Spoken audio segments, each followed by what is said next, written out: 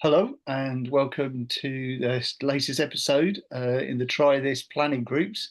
And in this one, we're looking at key 13, which is called Enact a photograph. Um, I'm just going to share my screen so that you can all see that. There we go. Can you see that okay, everybody? Mhm. Lovely. Um, so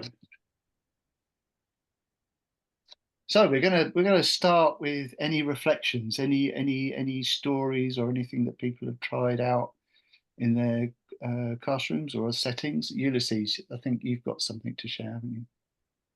Yeah, so the other day I was sharing with a group of teachers about the keys. And so I developed a dynamic in which I used one where you make a drawing, which we have seen here. And so I relate that to all sort of stories that could happen within a castle. So going towards that, I used Oscar Wilde's Happy. Would that be Happy Prince? Mhm. And then I employed two of them, but then in setting other characters within that sort of building, we take on Sor Juana Inés, and we employed another two keys. One was the one about building the restroom of the nun. What would she be having there? Like to really get a closer look into what her surroundings might be. And then we closed the whole dynamic with the one about, I think it's like inviting three different points of view.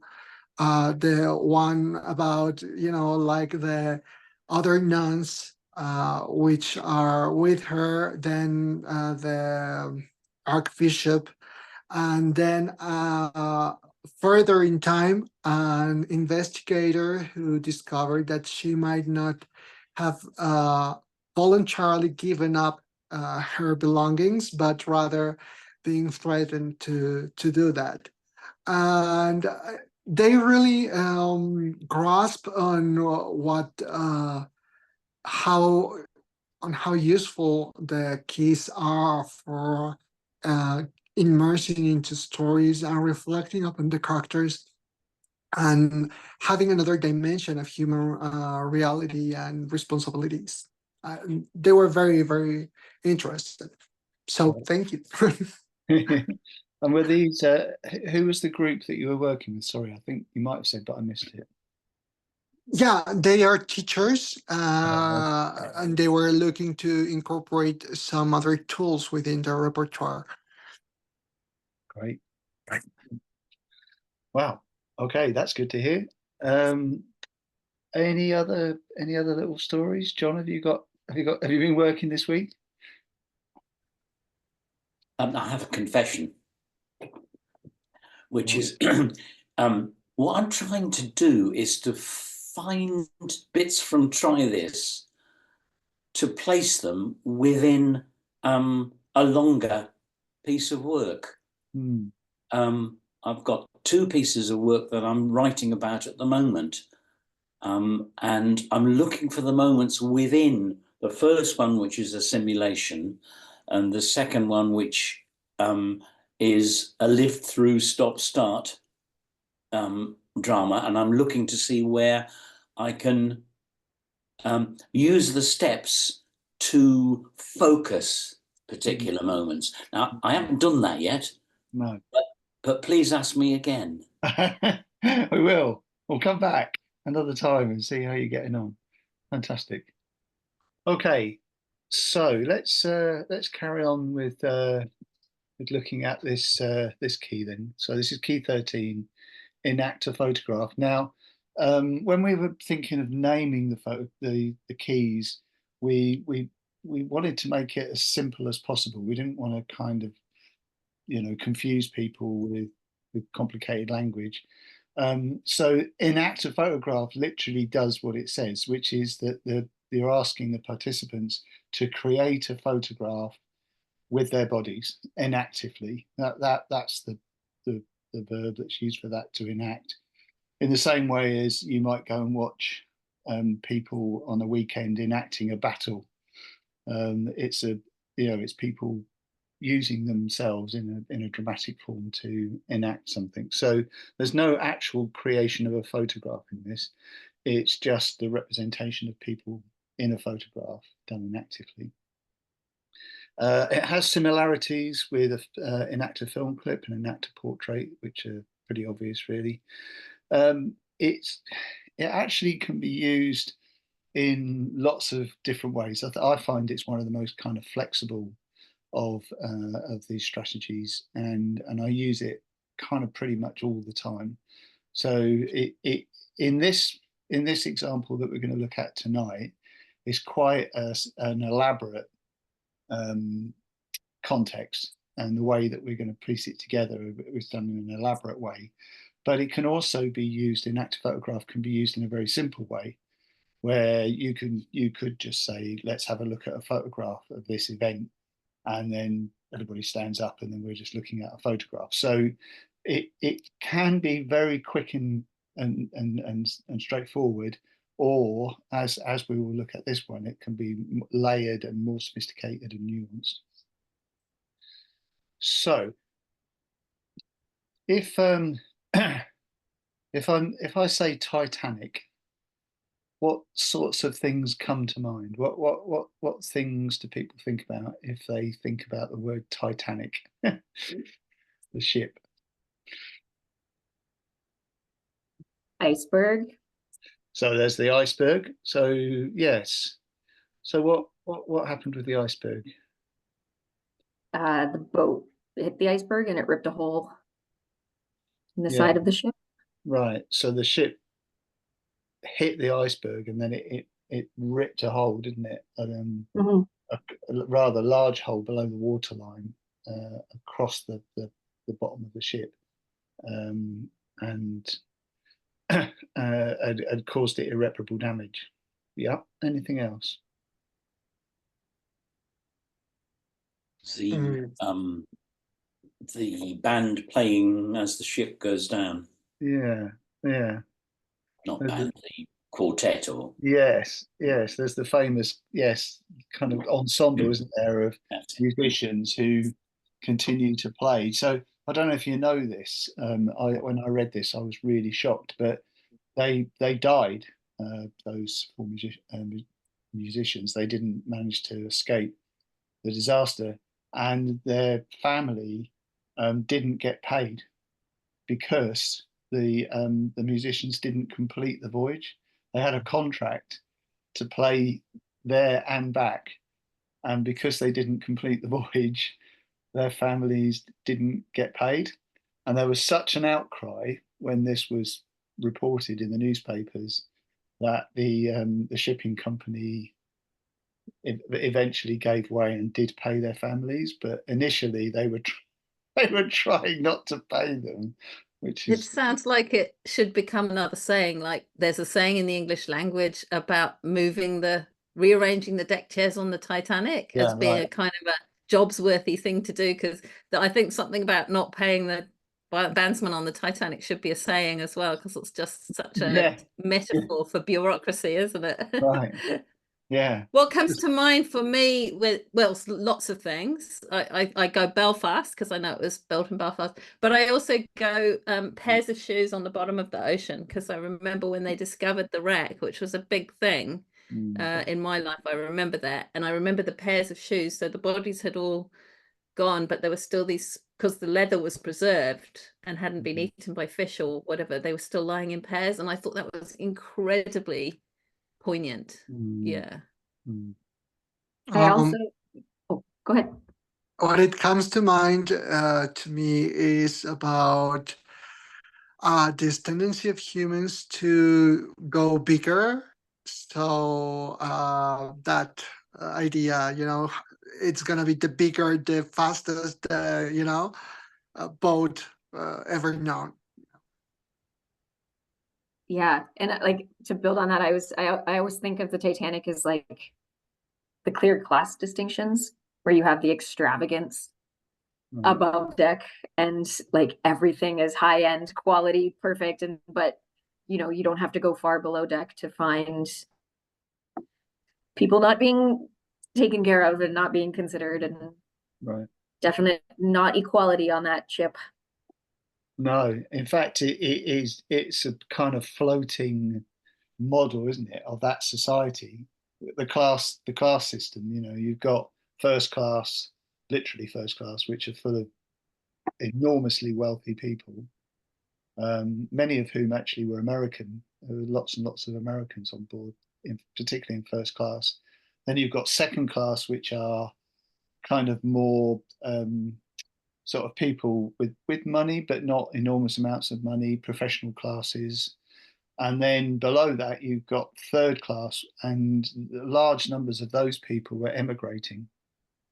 So if the first class traveling backwards and forwards across the Atlantic quite regularly, really. Second class people are often visiting relatives with the intention of coming back, or maybe thinking of emigrating. But the third class are essentially people from all over Europe who are traveling with the intention of settling in America. And then, of course, you've got the crew, which are enormous. Unlike a modern ship that are crewed by relatively small numbers of crew, these ships are, half the people on board are crew, because they've got all the people who are shoveling the coal and working the engines, and all the people that are doing the laundry and cooking the food, and lots of these things are automated now, and on a modern ship you don't have that many people. What do people know about survivors in terms of I'm not trying to pin you down with numbers, but what sorts of things have you heard about the people who survived and those that didn't? The ones that survived were lucky. Yeah. There was a shortage of lifeboats, I understand. So Yeah. there were some tough decisions made, and there was human flaws exposed where it was supposed to be men and women first, or sorry, women and children first, but some men elbowed their way in, and some people made some. I mean, it is heroism, it is bravery to say, I'm going to stay. They knew damn well this thing was going down. So that, and I think the survival was also affected by it took a long time for boats to be alerted and to come pick them up, didn't it? So they were floating around. That's the abiding image of the movie. They're floating around. And everybody says, why doesn't she let him up on the floaty thing with her? Yeah. Well, and apparently a lot of the boats, like the lifeboats, weren't even full. No. When they went, like they could have filled a lot more people into the boats. Not everyone, there weren't enough boats, but the ones that were there, a lot of them weren't even full. Yeah. So it's one of the tragedies, isn't it? One of the great tragedies that they were launching, particularly the early boats, and people weren't getting onto them, and they were rationing people who could get onto the boats, and people didn't realize for a long time after it struck the iceberg, there was several hours when people didn't realize that it was sinking. They just thought that they get in the lifeboats and it was like a drill, and they'd have to go off into the dark and the cold, and then they'd probably end up coming back again. There was lots of people who kind of had that idea, including the crew. The crew didn't really realize until quite a bit later, although the captain did. Captain knew almost from the start, apparently, that it was going to sink, because he understood, They bought the hype. So I was thinking about Ulysses and hubris. They also bought the hype. It's a moral about advertising, the unsinkable. So they all went, oh, this has happened, but it's not a biggie. Yeah. And also because, from what I understand, when the ship hit the iceberg, although it was a jolt, for most people, they didn't even realize that it hit anything. And they couldn't see any damage because it was all below the waterline. So for most people in the the passengers, they didn't even realize that the ship was fatally damaged. Not until And they'd never seen the movie because it hadn't been made yet, Wow. because history hadn't happened yet. So, you know, we can go, oh, it's the Titanic, for God's sake. But it didn't mean that to them, right? No. And what was it? 1,500 people died?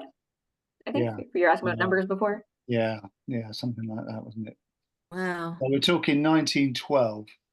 So I'm going to show you another. So just by the way, I chose this photograph, and in typical fashion, I didn't really spend that long looking at it until now, and just thinking about what you were saying about Belfast, and you know, the sort of the people milling around on the docks, and the tug ship, and you know, it's just amazing, really, that these things were built at all. But the fact that they were built in Belfast is, I always think, incredible. So let's have a look at another photograph. So this is a passenger on the Titanic, and this is the kind of camera, as you can see, these are the kinds of cameras that people had at that time. So it's a kind of concertina type thing. So you open it up and then you look down. I don't know if anybody's actually ever used one of these ones. I had one that my granddad gave me, and you look down into a sort of a viewer, and then you know, it kind of points outwards, and you can adjust the lens by pulling it backwards and forwards to get it into focus. And then it's got yeah, it looks like a rudimentary flash on it as well. Kind of like a flash bulb or something. I don't know how effective that would have been. And I've only just noticed it's also got a remote control thing on it, so you could do selfies. You know, 1912. I had a I had a camera, a Polaroid that looked very much like that. It Uh-huh. was an old camera. It was totally useless when I got it. I was a child, so I basically destroyed it over time. Oh. Sorry. Yeah, well, I don't know what happened to my camera. I think, yeah, I mean, I didn't destroy it, but it disappeared. So, yeah, I mean, that's what happens, isn't it? Anyway, uh, so if we look at the key, we're sort of 2 or 3 steps in now. So the idea is to talk. If you're doing this with the children, there's some introduction about Titanic, and they need to know something about it. Children know less than we do, but there's some idea about what Titanic is, and some the resources that we could use, photographs, bits of film, whatnot, to introduce them to this context. And then a discussion around the use of cameras, and so this key, unlike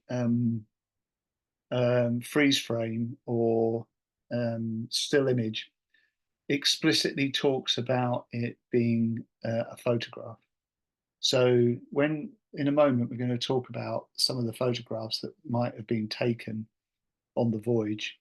So the ship left Southampton, travelled across the Atlantic over the space of about 10 or 12 days, and then before it hit the iceberg and then sank. And what I'd ask you to imagine is that during that voyage, and even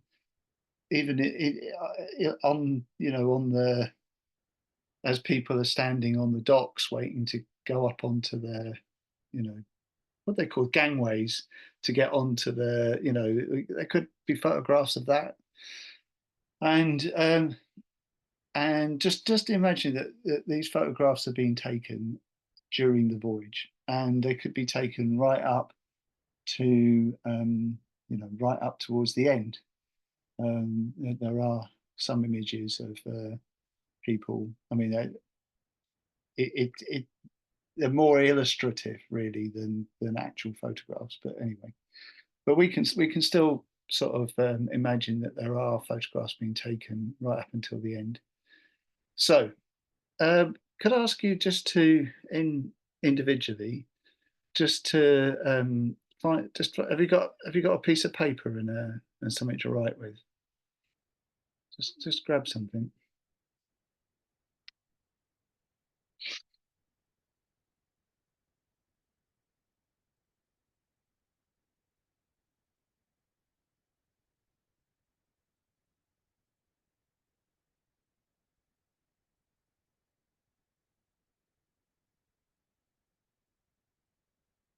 Okay, so I'd like you to write down on this piece of paper the answer to these questions. So the first question is, whereabouts was this photograph taken that you're going to invent? You know, it could be that it was taken on the ship's deck, you know, as people are milling around, or it could be taken in the restaurant, or it could be in the engine rooms, or could be a picture of the captain in the steerage. Just write down on your piece of paper where a photograph is being taken. On could be, as I say, on the as people are sort of coming up on the gangways, before the ship sails.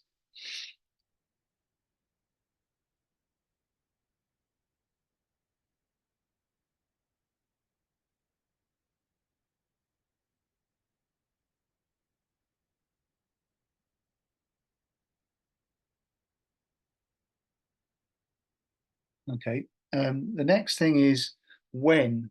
When was this photo taken?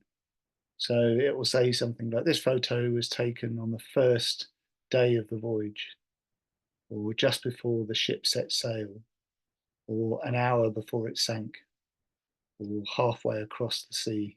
I mean, whichever you like. Just so, when was this photograph taken?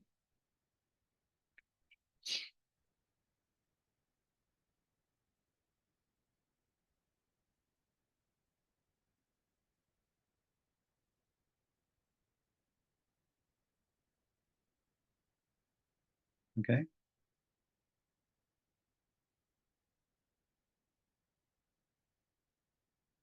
Are you writing a great big long thing, Viv? No?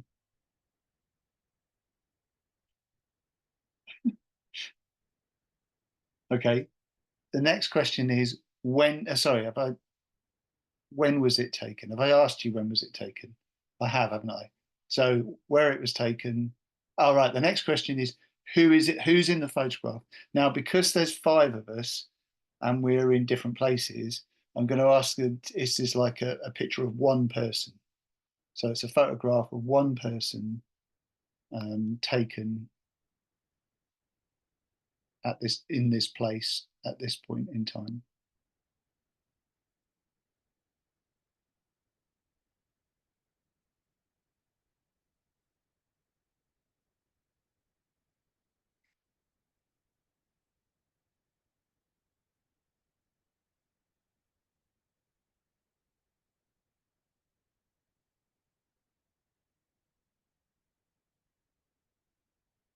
Okay, right.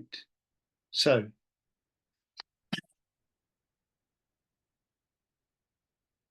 I'm going to ask you now to enact this photograph. So, for example, I might be going. I don't know if this. I don't know how this looks on Zoom. I'm kind of going. I don't know if that means anything to anybody. Lighting a pipe. Yes, I'm lighting a pipe. Right. So my where is I'm up in the crow's nest. My when is 5 minutes before the Titanic hits the iceberg. Who am I? I'm one of the lookouts lighting his pipe in the wind up in the crow's nest. And the action is now the chances of a photograph like that actually being taken are pretty remote, but you get my point. It's a photograph. So I'm going to go 3, 2, 1, like that. Okay. So I'm going to ask each of you to do the same thing. So just to get ready. So I'll go 3, 2, 1, and I'm going to ask you to enact your photograph. And then what we'll do is we'll come round and we'll ask you to just to read what you've written on the piece of paper, not give us any more information than that. Everybody ready? So 3, 2, 1.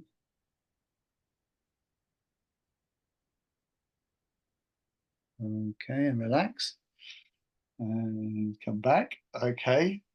Right. I'm going to start with John. John, I'm going to ask you just to relax and don't do anything else, because you didn't see anybody else's photograph, because the one that you took involved you turning right round. So everybody else, can you do your, so Ulysses, Michelle, Viv, I'm going to go 3, 2, 1. Can you do yours again, just to give John the opportunity to see what you were doing? Ready? 3, 2, 1.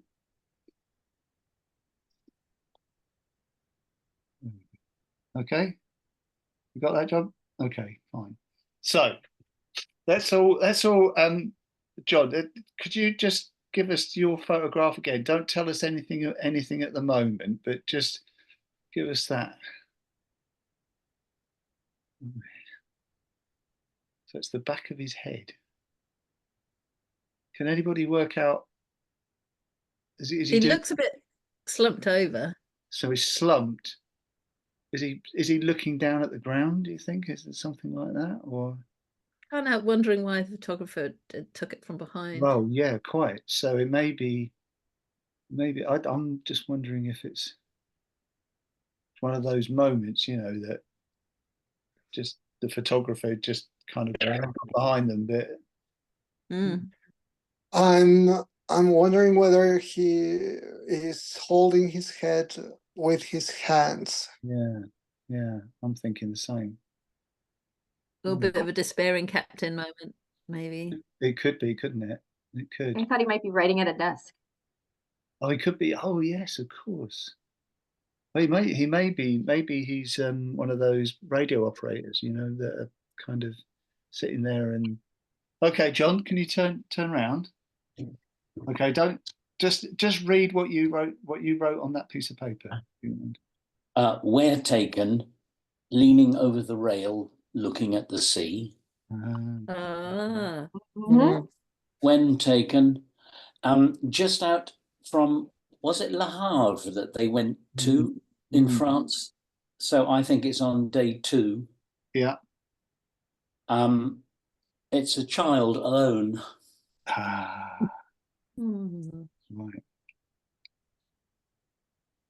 So would we be able to tell, John, from just looking at their clothes, which class they would belong to?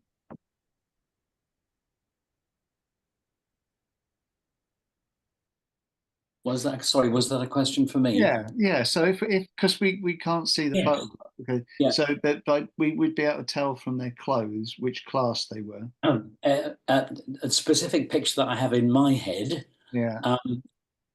You would think that the child was reasonably well off, but I could tell you more if you want me to. Oh no, that's fine. No. Because as I'm sure you're aware, what we're actually trying to do is to get the photograph to speak for itself. But the story of what's happening is something that we'll have to kind of piece together. But all we've got is the photograph, and this child looking down over the railings, something like that. So I suppose we could work out how old they were, couldn't we, by looking at the photograph?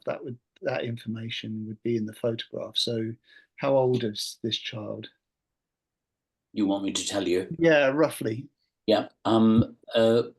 Around about 13, 14, maybe slightly younger. Oh, okay. Right.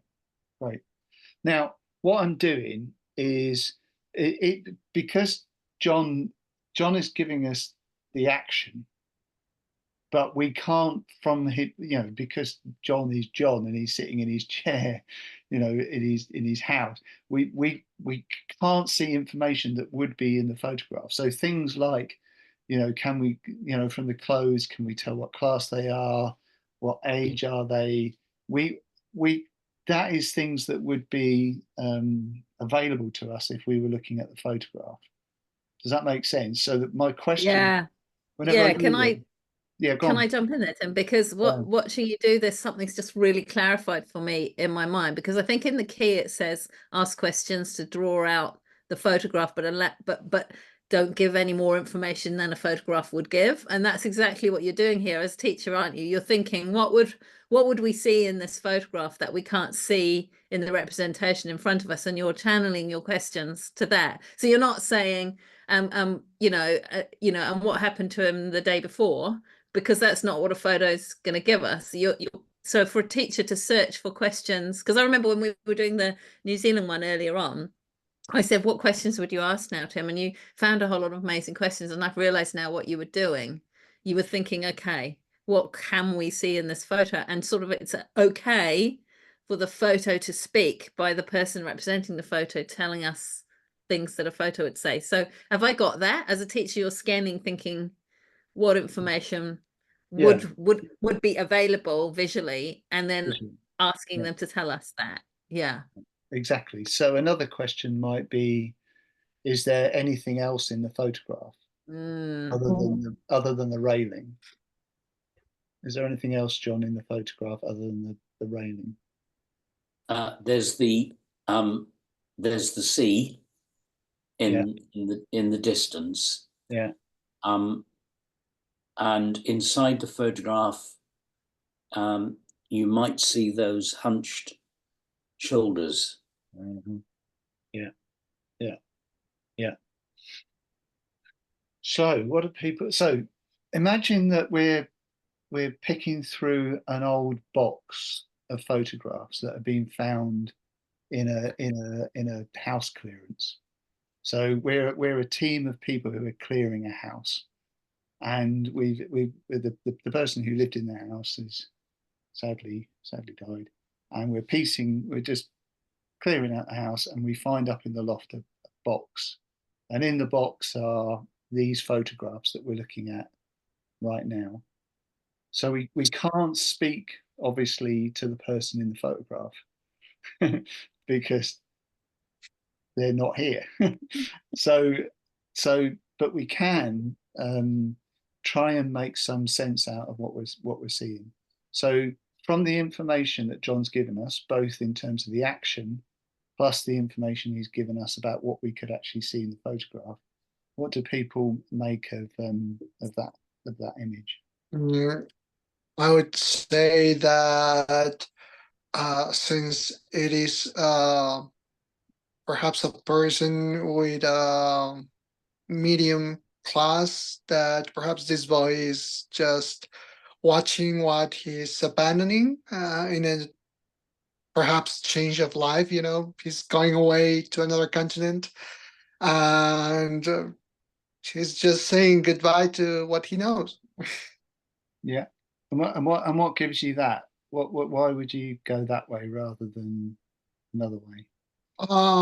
The fact of the hunch shoulders and just watching the sea, like that. Yeah. It just does feel like they're looking back. And as you say, the Yeah. hunched shoulders is indicative of somebody who's not very happy. They're not, they don't look, they're not at the front of the ship, are they? Excited about the journey The ahead. king of the world. Yeah, exactly. They're not king of the world. They're at the back of the ship. Maybe at the front of the ship is somebody like that. And but at the back of the ship, there's this little boy on his own, or not so little, 13, 14. And he's looking back. He's looking back. That's the significant thing, isn't it? And the on his ownness is really significant. Even if, because I did initially picture him as younger, but even a 12, 13-year-old, that early in a cruise or a big trip, you might suppose they'd be under the protection of someone. So it deepens the sense of depression that he's either isolated himself or been isolated, doesn't it? The aloneness is double if it's a young man. And I didn't ask this, but is it daytime or nighttime? Yeah, we know that from the photograph. John, you can answer. Dawn. Turn your mic on, mate. Turn your mic on. It's daytime after they've left Lav. Okay. So the halves Right. sort of disappearing in the background. Yeah. So he is looking at a view rather than gazing at dark, brooding seas, because if it was that, I'd be even more worried. Yeah. Yeah. So the other thing that occurs to me is if he is 14, then he may well be travelling on his own. That's not unusual for children of that age, at that time, to be travelling. Yeah. There's a very sad story about a child who has a birthday, and I'm trying to remember the age. I think it's 14, and 14, I think I'd have to check the facts, but 14 is when you legally became a man.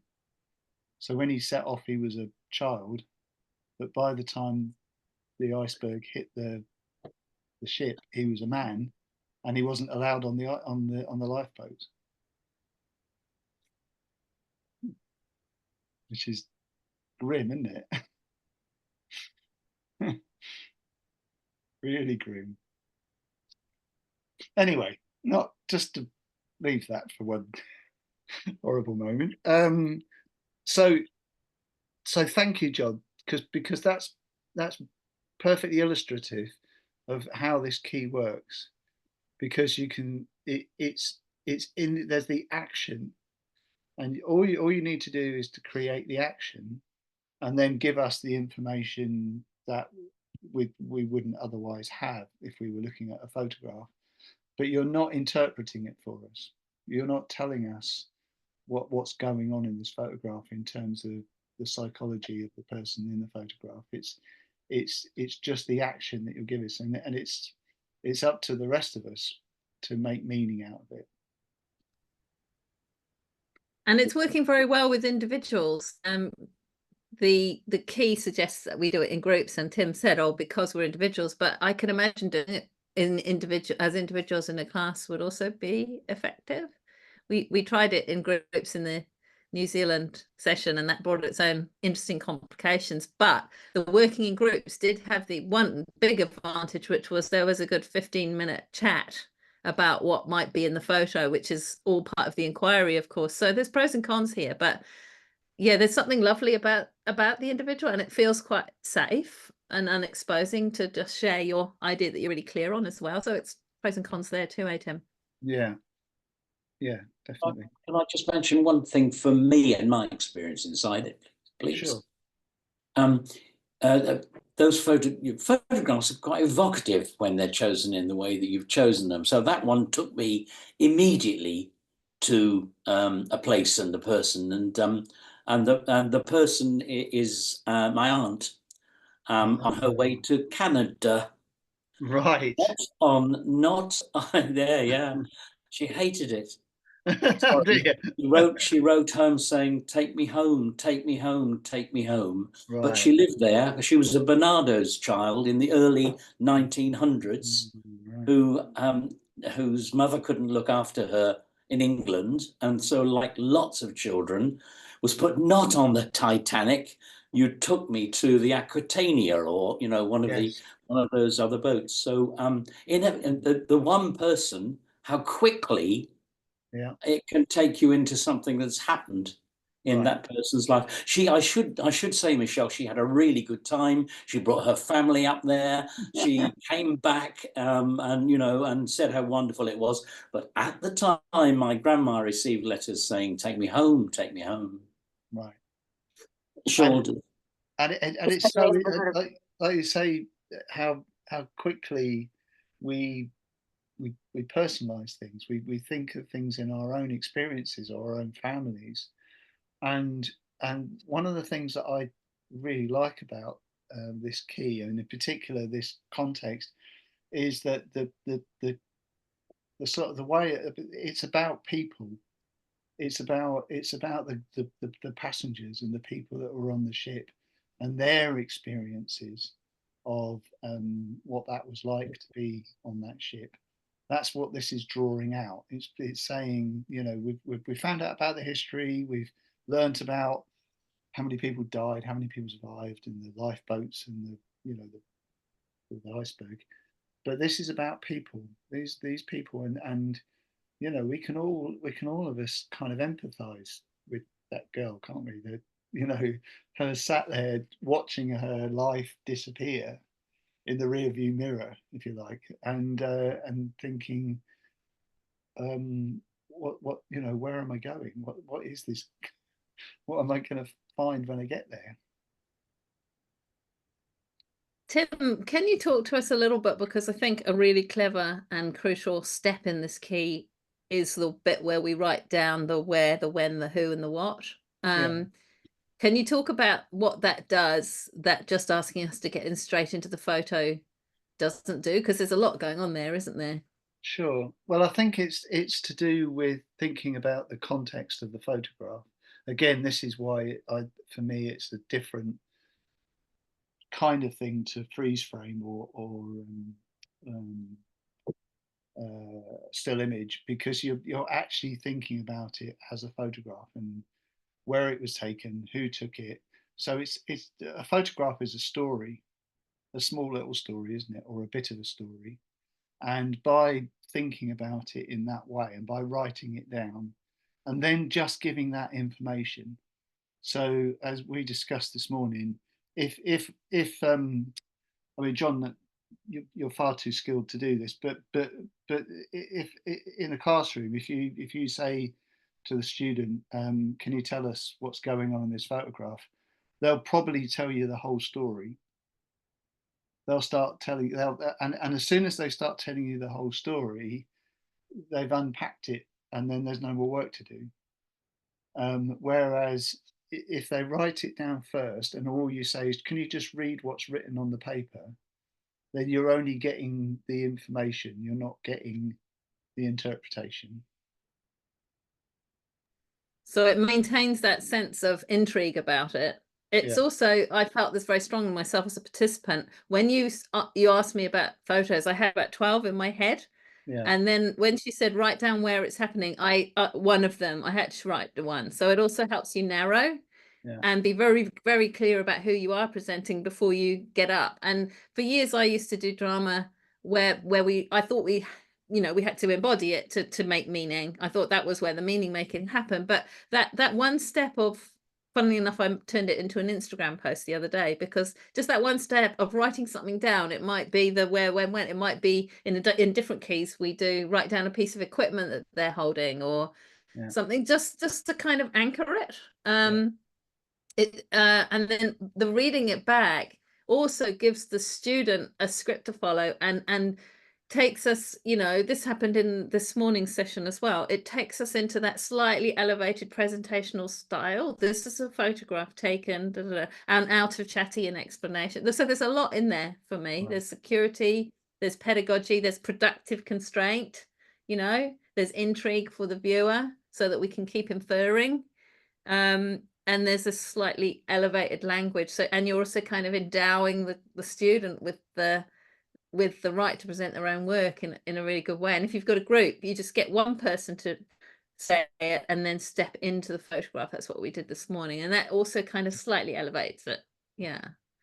Right. So let's do one more. Michelle, can we do you mind if we have a look at your photograph? Sure. So let's all have a look at Michelle's one. So,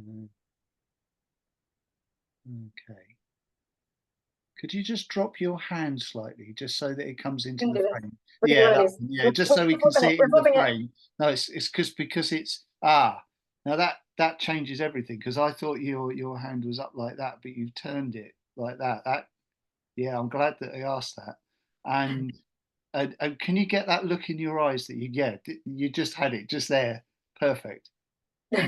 look up like you were, and see if you can get that look back in your eyes, because that everybody got that. Have you got that? Everybody got that view? Right, Michelle, you can relax now. Brilliant. Okay. Just before we ask Michelle to read what she's written on the piece of paper, any thoughts at this stage? Any ideas? I'm struck by Well, the gentleness on her own face of that hand. It was just one finger on the lips. It wasn't this. It wasn't this. It wasn't this. It was just a, it's quite a tentative thing, like on the lips there. There was yeah, that was quite striking. I don't know what it's telling me, but No, that's what you noticed. You picked that up. Ulysses, you were going to say something. Yeah, I wonder about her hand. Yeah, at first I saw like if she was like, this, and but seeing it like this is like, I'm wondering, why would she be holding it like that? If Almost cupped, wasn't it? It was almost sort of Yeah, round. almost like if you're helping someone to go down of somewhere. Um, Holding and something up. the look in the eyes, I don't get to get. I mean, it resembles me a lot to, sort of, being lost or something like that.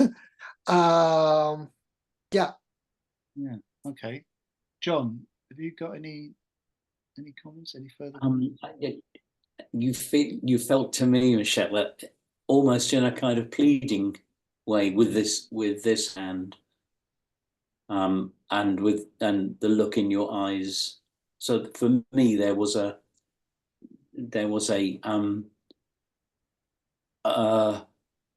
why don't you, could you, please will you, don't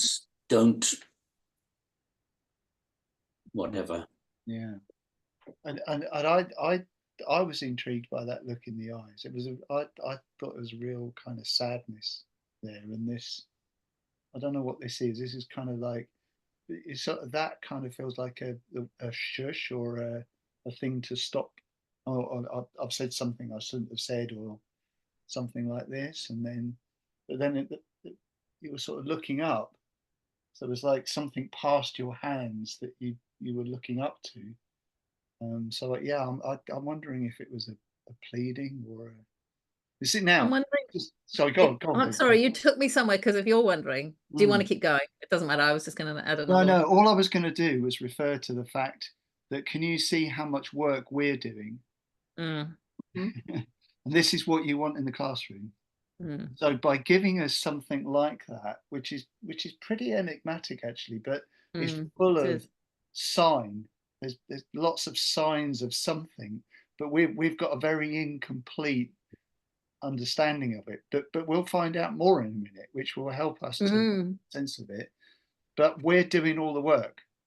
You've given us this, Yeah. and because you're keeping silent, you're not helping us out. You're not telling us, oh no, you're wrong, this is right, this is what I'm doing. You're just staying silent. We have to keep working. We have to keep, unpacking it and keep trying to make some meaning out of it, which is. And this inference, it's so powerful, and it's a really important skill for teachers to teach in the literacy curriculum.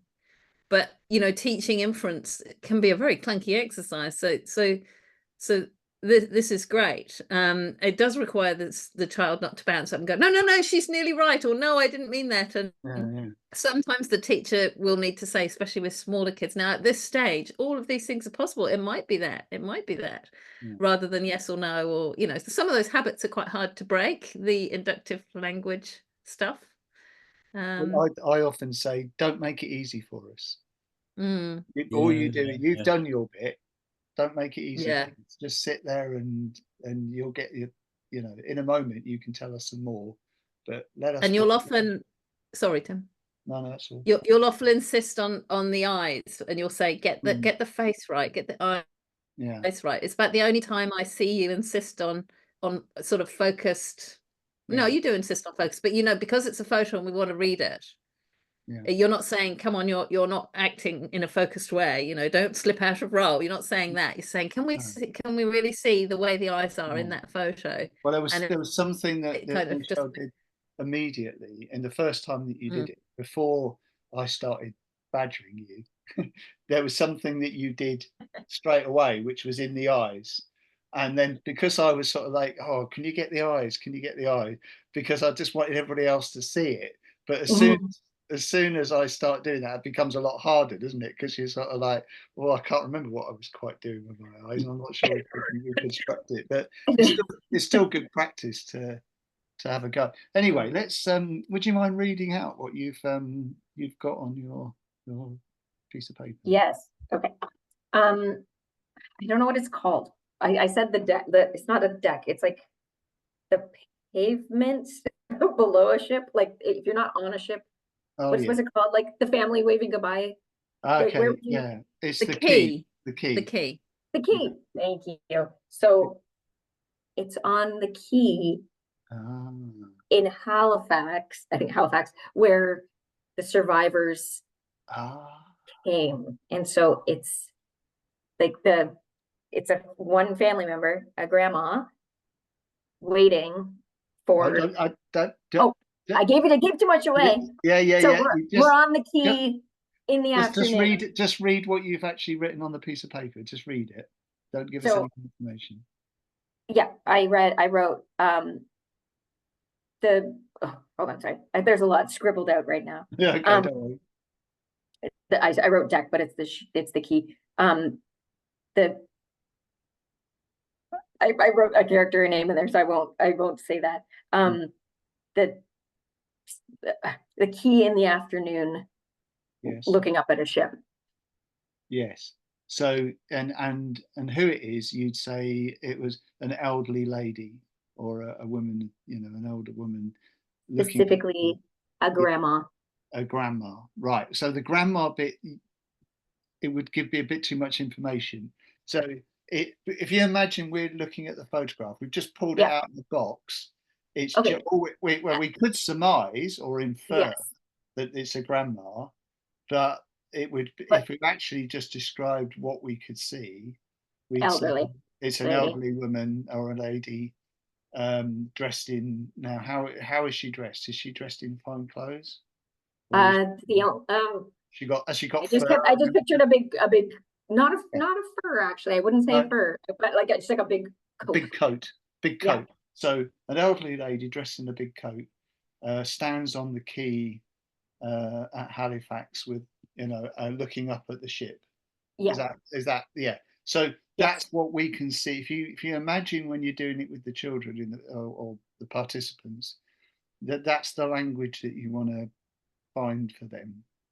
It's just a little bit of precision really in terms of just saying what is it that we can actually see in the photograph rather than what we can infer.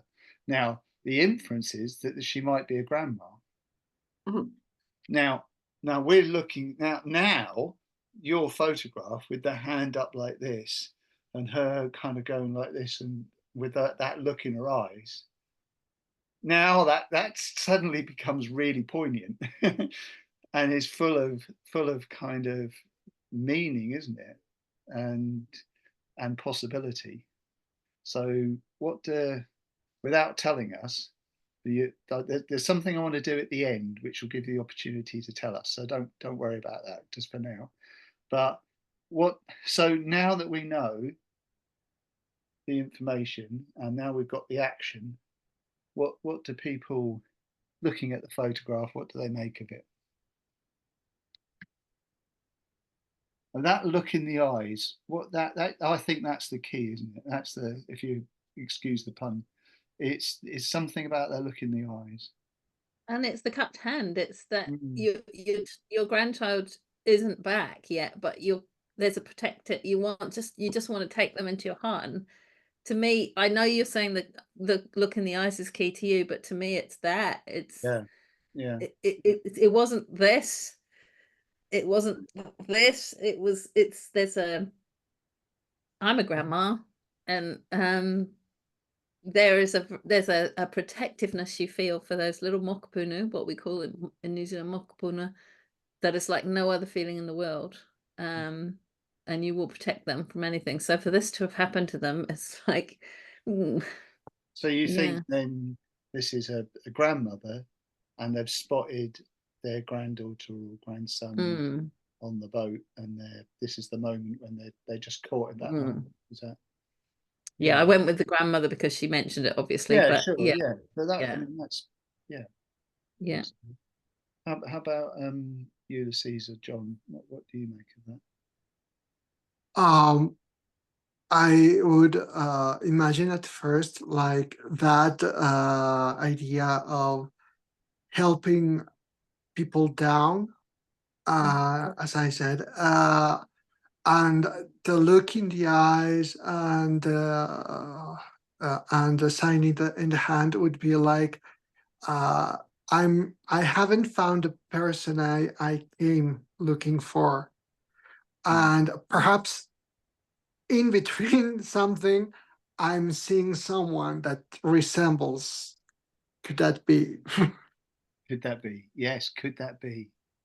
Yeah, yeah, lovely. John, anything more?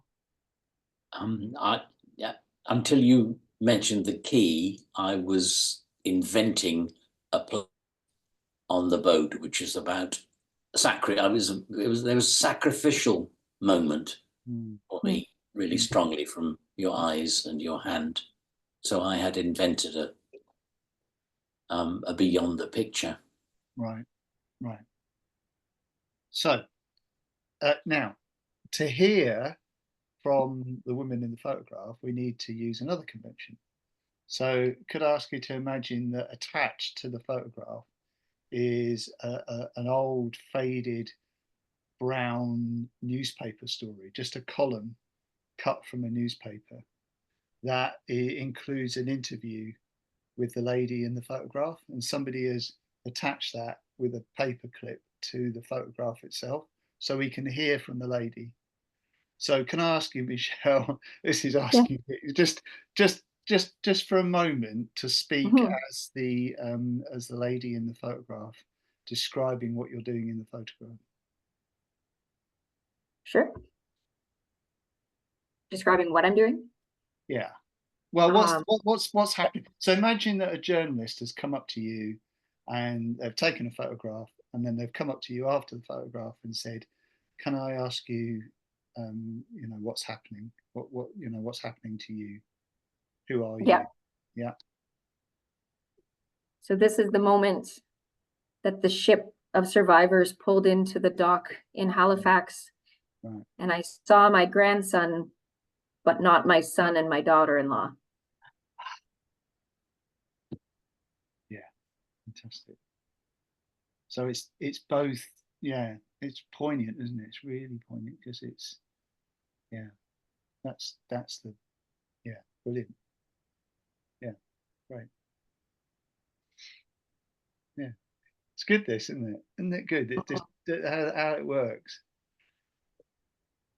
And I think the key, not the key thing, the thing that makes it work is, as Viv mentioned earlier, is just kind of drawing these things out and being precise at each stage about what you're trying to do at each stage. So first stage is invent the people and the place and the photograph where the photograph was taken, and you do that in groups or you do it individually. Then you create the action, but you hold the information back. Then you include the information.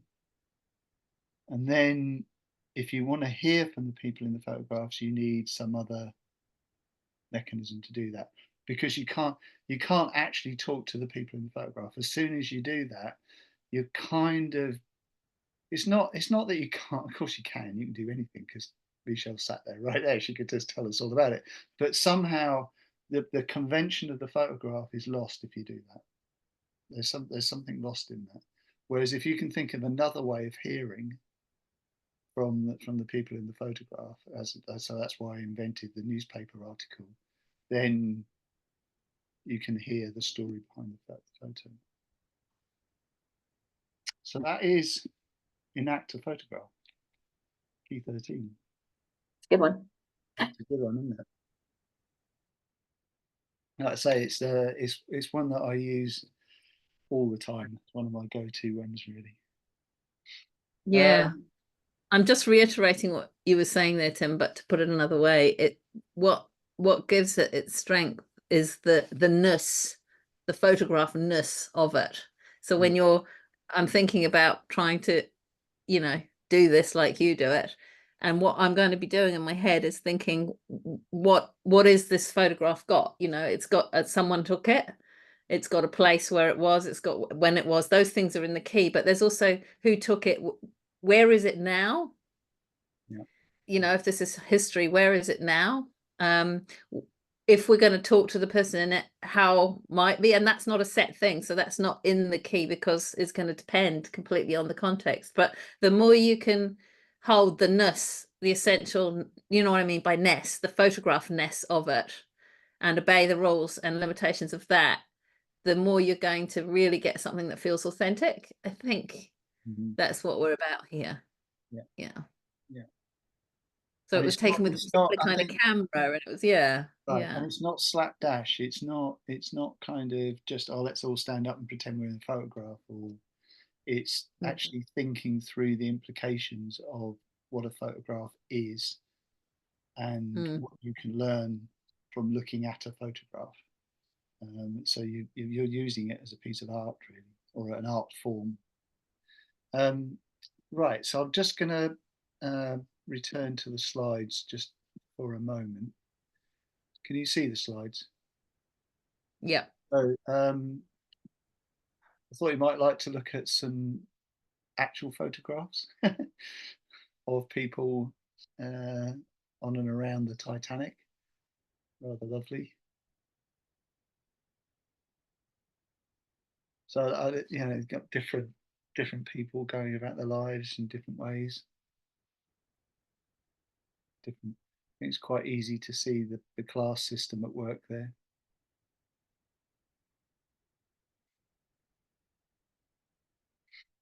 And if you go onto the internet, there's hundreds and hundreds of photographs of Titanic.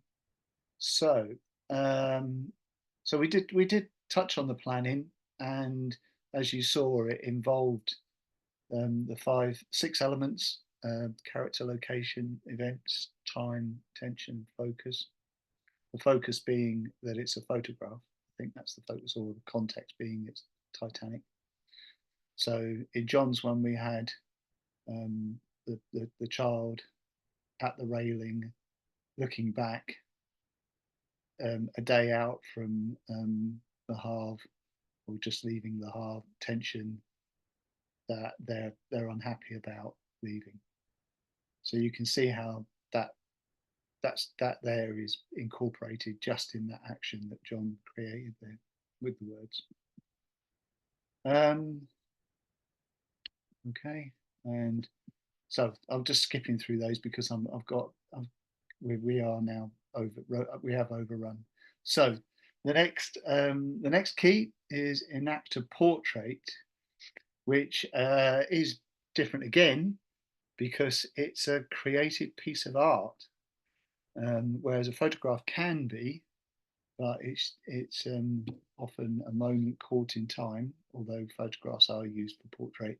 But this is enacting a portrait and thinking about the artist's intention and what difference that makes to things.